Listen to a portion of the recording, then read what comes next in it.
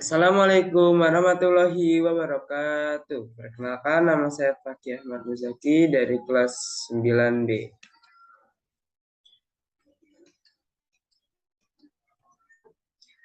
Saya akan mempresentasikan tentang kehidupan ekonomi Indonesia di masa demokrasi terpemimpin. Latar belakang kehidupan masyarakat Indonesia di masa demokrasi terpemimpin adalah masa pemerintahan demokrasi terpemimpin berprinsip untuk mewujudkan masyarakat sosialis. Indonesia dan pemerintah memegang peran utama dalam mengatur perekonomian nasional. Sistem yang mengatur ekonomi nasional bernama sistem lisensi. Dalam sistem ini, orang-orang yang dapat melaksanakan kegiatan produksi perekonomian hanyalah orang-orang yang mendapat lisensi atau izin khusus dari pemerintah, terutama impor. Untuk mengatasi kesulitan ekonomi tersebut, Presiden Soekarno pada tanggal 23 Maret 1963 mengumumkan deklarasi ekonomi.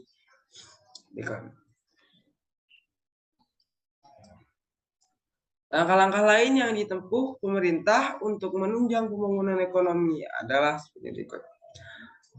A.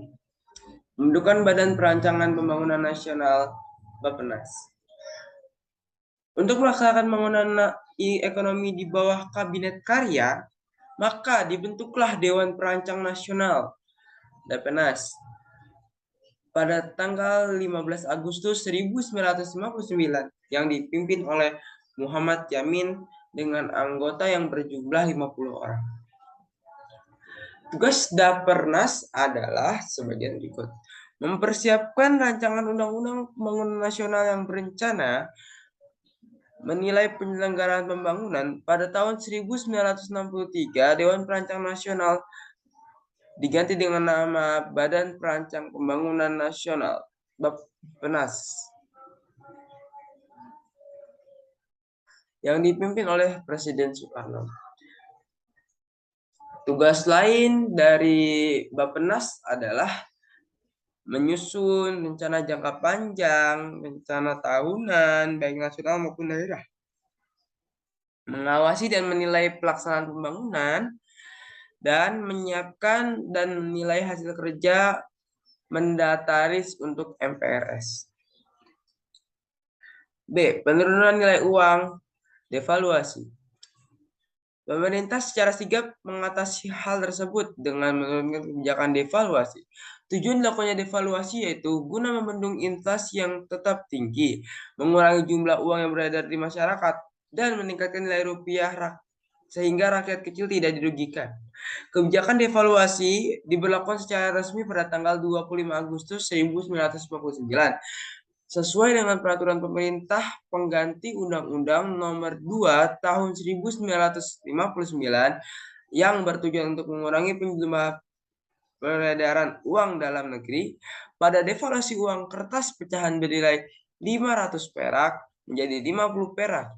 Uang kertas pecahan bernilai 1000 menjadi Rp 100 perak. Pembekuan semua simpanan di bank yang melebihi 25 juta.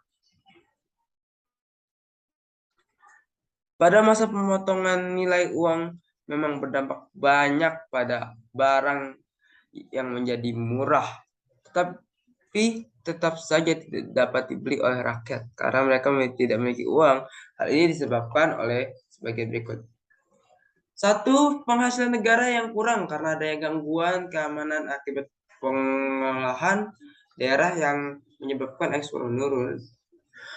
Pengambilan perusahaan Belanda pada tahun 1958 yang tidak diimbangi dengan tenaga kerja manajemen yang cakap dan pengalaman, dan pengeluaran biaya untuk penyelenggaraan yang lumayan besar. Kebijakan pemerintah di dalam keadaan defisit negara yang semakin meningkat ini diakhiri dengan percetakan uang baru tanpa perhitungan yang matang, sehingga menambah berat angka inflasi dampak dari kebijakan pemerintah tersebut. Uang rupiah baru yang seharusnya bisa 1000 kali lipat uang rupiah lama, tetapi di masyarakat uang rupiah baru hanya sekitar 10 kali lipat lebih tinggi dari uang rupiah lama. Dan tindakan moneter pemerintah ini untuk menekan angka inflasi dapat menyebabkan meningkatnya angka inflasi. Meningkatnya perdagangan dan perkreditan luar negeri. Pemerintah membangkitkan ekonomi agraris atau pertanian. Hal ini dilandasi pertimbangan bahwa kurangnya lebih dari 80% penduduk Indonesia yang hidup dalam bidang pertanian. Hasil pertanian tersebut diekspor untuk memperoleh devisa yang selanjutnya digunakan oleh Indonesia untuk mengimpor beberapa bahan baku barang konsumsi yang belum dihasilkan oleh Indonesia. Jika Indonesia tidak mampu memperoleh, akan mencari bantuan berupa kredit dari luar negeri guna memenuhi biaya impor dan kebutuhan masyarakat dalam negeri sehingga Indonesia mampu memperbesar komoditas ekspor. Dari komoditas ekspor tersebut, maka akan digunakan untuk membayar utang luar negeri dan untuk kepentingan dalam negeri. Dengan bantuan kredit tersebut, membuka jalan bagi pedagang-pedagang dari negara yang memberikan pinjaman kepada Indonesia. Pembentukan Komando Tertinggi Operasi Ekonomi, KOTE, dan Kesatuan Operasi KESOP. Dikeluarkan peraturan pada tanggal 17 April 1964 mengenai adanya Komando Tertinggi Operasi Ekonomi KATU dan Kesatuan Operasi KESOP dalam usaha perdagangan. Peleburan bank-bank negara. Presiden berusaha mempersatukan semua bank negara dalam satu bank sentral sehingga terdiri bank tunggal milik negara. Berdasarkan Perpres nomor 7 tahun 1965, tugas bank ini adalah sebagai bank sirkulasi, bank sentral, dan bank umum. Untuk mewujudkan tujuan tersebut, maka dilakukan peleburan bank-bank seperti Badan Koperasi Tani dan Nelayan, BKTN, dan Bank Umum Negara, Bank Tabungan Negara, Bank Negara Indonesia ke dalam Bank Indonesia. Dibentuklah Bank Negara Indonesia yang terbagi dalam beberapa unit dengan tugas dan pekerjaannya masing-masing. Namun tindakan itu menimbulkan spekulasi dan penyelewengan dalam penggunaan uang negara sebab tidak ada lembaga pengawas. Dan ada pengeluaran rupiah baru. Penetapan Presiden RI nomor 27 tahun 1965, 13 Desember 1965 tentang pengeluaran uang rupiah baru yang nilainya 1000 kali lipat dari uang rupiah lama. Kebijakan ini mengakibatkan kemunduran ekonomi dan moneter Indonesia karena pengeluaran pemerintah menjadi makin bertambah dengan perbandingan 1:10. Kebijakan-kebijakan perekonomian yang dikeluarkan oleh pemerintah pada masa demokrasi terpimpin tidak berakhir dikarenakan masalah ekonomi tidak diatasi dengan prinsip-prinsip ekonomi, tapi diatasi dengan cara politis. Kemenangan politik diutamakan, sedangkan kehidupan ekonomi diabaikan.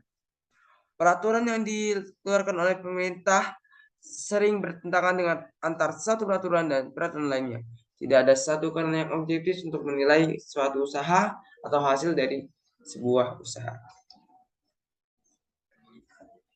Sekian presentasi dari saya. Mohon maaf jika masih ada kesalahan. Terima kasih dan wassalamualaikum warahmatullahi wabarakatuh.